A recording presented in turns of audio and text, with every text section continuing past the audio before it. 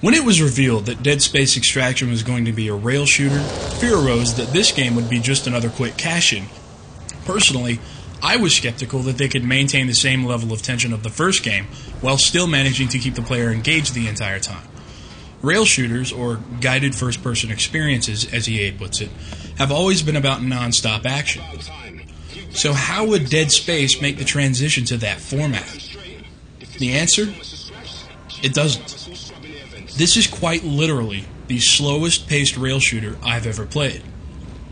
And that's not to say there aren't times where things get hectic and frenzied. Good to hear you're safe. There should be a console there that you can use to override the lockdown.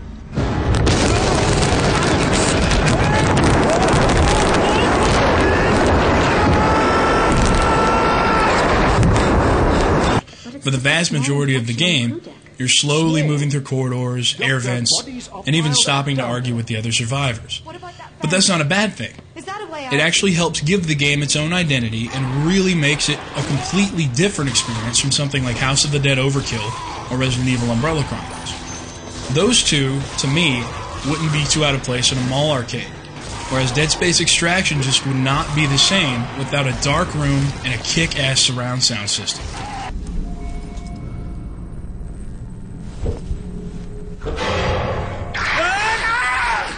So, in that respect, this game is entirely faithful to its HD sibling, and that, to me, is one heck of an accomplishment. Dead Space Extraction looks great with great lighting, outstanding animations, and very nicely done character models, and the award-winning sound design from the first game returns here as well, producing what I feel is hands down the best-sounding game on the Wii. The camera can get a bit shaky at times, but thankfully they've included a slider that lets you tone that down. And the game does allow for 2 players to play at once, but it's a co-op mode like Call of Duty World at War, where a second player can jump in at any time, but the story is still going to be told as if it's only one person playing. The story mode will take you about 6 to 7 hours to complete. After that, you can play some challenge stages, and there's a ranking system that might keep you coming back as well. Also unlocked as you play are some really cool, fully voiced comics that I was actually really impressed by.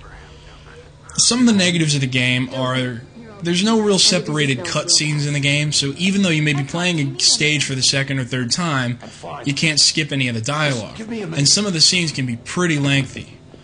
Also, the game is really dark, and even though there's an included brightness slider, I'd recommend setting the levels on your TV with a DVD player or something before playing the game, or else you might actually be washing out the picture. All in all, though, this is a very solid package and a great experience the first time through. Dead Space Extraction is both a great way to initiate yourself to the franchise and a worthy companion piece to those who already own the first game. Bottom line, if you're at all into horror games, I highly recommend you pick up Dead Space Extraction.